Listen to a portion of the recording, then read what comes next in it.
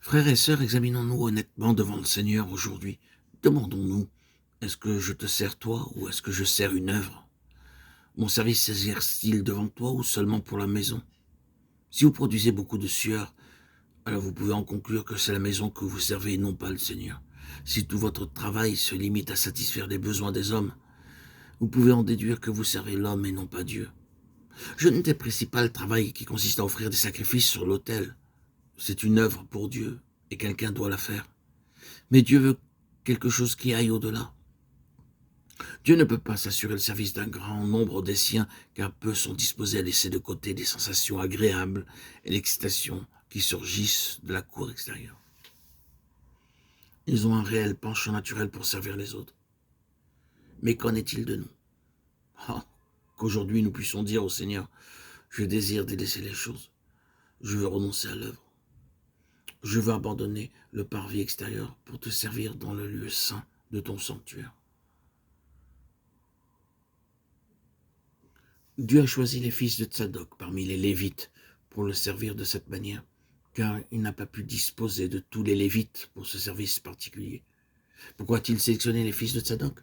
Parce que lorsque les enfants d'Israël se sont égarés loin de lui, ils ont reconnu que le parvis était irrémédiablement corrompu.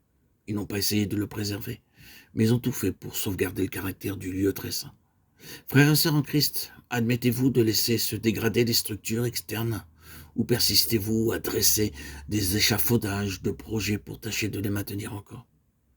C'est le lieu saint que Dieu veut préserver, un espace entièrement mis à part pour lui, un domaine où le standard est absolu. Oh, je vous demande devant Dieu d'être attentif à son appel, pour délaisser le parvis afin de vous consacrer à son service dans le lieu saint. J'aime lire dans Acte 13 ce qui était l'essence même du ministère des prophètes et des docteurs dans l'église d'Antioche. Pendant qu'ils servaient le Seigneur et qu'ils jeûnaient, le Saint-Esprit dit « Mettez-moi à part Barnabas et Saül pour l'œuvre à laquelle je les ai appelés. » Nous avons dans ce passage le principe qui gouverne l'œuvre de Dieu dans la dispensation du Nouveau Testament. Le Saint-Esprit ne confie une œuvre qu'aux hommes qui servent le Seigneur.